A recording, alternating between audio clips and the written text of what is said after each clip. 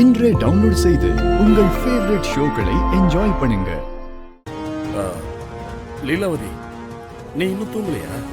தூங்கிருப்பேன்னு நினைச்சுதான் பதுங்கி பதுங்கி வந்தீங்களா? பதுங்கியா? நானா? சேச்சா, என்ன இது? நம்ம வீட்டுக்கு வர நான் எதுக்கு பயப்படணும்? நீ தூங்கிக்கிட்டு இருப்பியே, சத்தம் கேட்டா உனக்கு டிஸ்டர்பா இருக்குமேன்னு கொஞ்சம் பொறுமையா வந்தேன். அதுக்கு போய் சந்தேகப்படுறியே? நான் சந்தேகப்படலைங்க. கொஞ்ச நாளா நீங்க தான் சந்தேகப்படுற மாதிரியே நடந்துக்கிறீங்க. அடிக்கடி வெளியே போறீங்க, மறைச்சு மறைச்சு போன் பேசுறீங்க, யாருக்கும் தெரியாம அன்டைத்துல வீட்டுக்கு வரீங்க. லீலாவதி, நீ நினைக்கிற மாதிரி எதுவுமே இல்லம்மா. நான் தான் உனக்கு துரோகம் பண்ற மாதிரி எதுவுமே பண்ண மாட்டேன்னு கற்பூரம் அடிச்சு சத்தியம் பண்ணி கொடுத்துருக்கேன்ல. அதுக்கப்புறமும் என்ன சந்தேகப்பட்டா எப்படி? நான் இப்பவும் சொல்றேன், உன்னை மீறி நான் எந்த தப்பும் பண்ண மாட்டேன். தேவையில்லாம மனசை போட்டு குழப்பிக்காம தூங்கு. சரி, நான் உங்களை நம்புறேன். முதல்ல நீங்க வீட்டுக்கு ஏன் லேட்டா வந்தீங்க, அதுக்கு பதில் சொல்லுங்க. என்ன பதிலே காணோம்? என்ன டிராப் பண்ணிட்டு நீங்க எங்க போனீங்க? அது வந்து ஆபீஸ்ல ஒரு முக்கியமான மீட்டிங் இருந்துச்சு, அதான் முடிச்சுட்டு வரதுக்கு கொஞ்சம் லேட் ஆயிடுச்சு. நான் ஆபீஸ்க்கு கால் பண்ணேன், நீங்க எப்பவோ கிளம்பிட்டதா சொன்னாங்களே.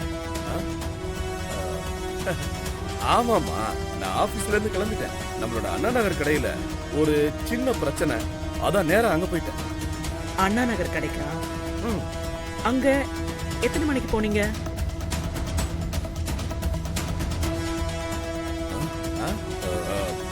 உன்னை வீட்ல டிராப் பண்ணிட்டு அங்க போய் அந்த பிரச்சனையை சால்வ் பண்ணிட்டு வரதுக்கு தான் இவ்வளவு நேரம் ஆயிடுச்சு. என்ன பண்றது, எல்லாத்துக்கும் நானே ஓட வேண்டியதா இருக்கு.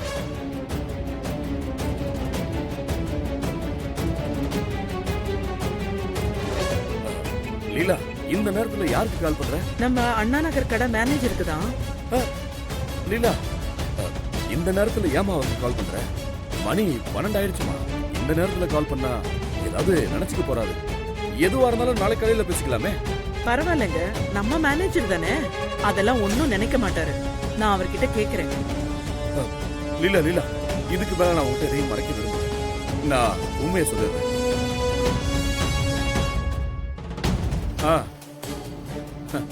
நானு ஆபீஸ் முடிச்சுட்டு வர வழியில ஒரு சின்ன ஆக்சிடென்ட். என்னது ஆக்சிடென்ட்டா?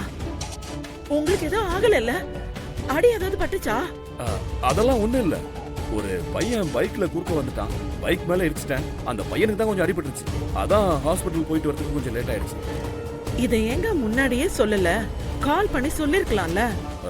இப்ப சொன்னதுக்கே நீ இப்படி பதற. கால் பண்ணி சொல்லிருந்தா எனக்கு என்னாச்சோ ஏதாச்சும் ரொம்ப பயப்படுவல்ல, அதான் சொல்லல. நீங்க நிஜமா தான் சொல்றீங்களா? நான் உங்ககிட்ட இது வரைக்கும் எப்பவாவது பொய் சொல்லிருக்கேனா? உண்மையதான் சொல்லுவேன், என்ன நம்பு. இவர் பார்வையிலேயே தெரியுது இவர் சொல்றது பொய்யின்னு. எதுவா இருந்தாலும் இப்ப பேச வேண்டாம், காலையில பேசிக்கலாம். சரி, நடந்ததை பத்தி நினைக்காம ட்ரெஸ்ஸை மாத்திட்டு ஃப்ரெஷ் அப் ஆயிட்டு பாடுங்க.